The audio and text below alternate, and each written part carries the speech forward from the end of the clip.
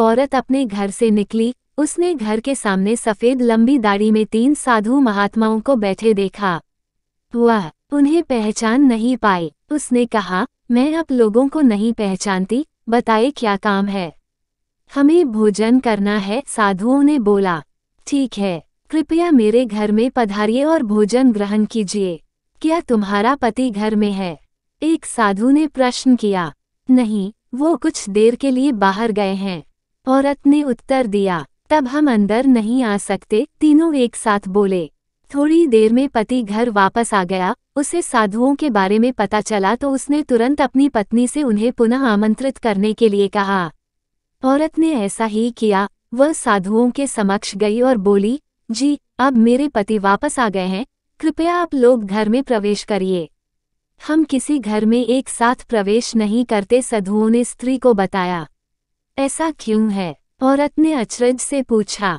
जवाब में मध्य में खड़े साधु ने बोला, पुत्री, मेरी दाईं तरफ खड़े साधु का नाम धन और बाईं तरफ खड़े साधु का नाम सफलता है और मेरा नाम प्रेम है। अब जाओ और अपने पति से विचार विमर्श करके बताओ कि तुम हम तीनों में से किसे बुलाना चाहती हो। औरत अंदर गई और अपने पति से सारी बात बता दी। पति बेहद खुश हो गया। वाह, आनंद आ गया, चलो जल्दी से धन को बुला लेते हैं, उसके आने से हमारा घर धन दौलत से भर जाएगा और फिर कभी पैसों की कमी नहीं होगी।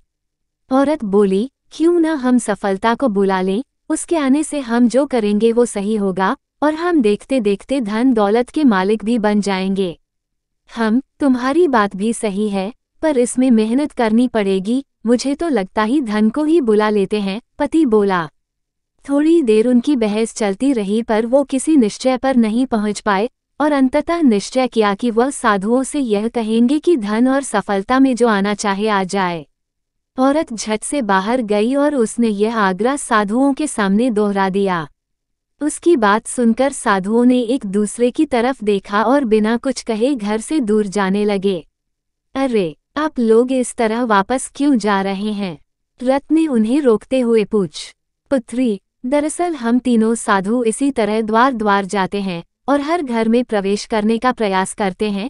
जो व्यक्ति लालच में आकर धन या सफलता को बुलाता है, हम वहां से लौट जाते हैं, और जो अपने घर में प्रेम का वास चाहता है, उसके यहाँ बारी बारी से हम दोनों भी प्रवेश कर जाते हैं। इसलिए इतना याद रखना कि जहाँ प्रेम है वहाँ धन और सफलता की कमी नहीं होती। ऐसे हुए धन और सफलता नामक साधुओं ने अपनी बात पूर्ण की।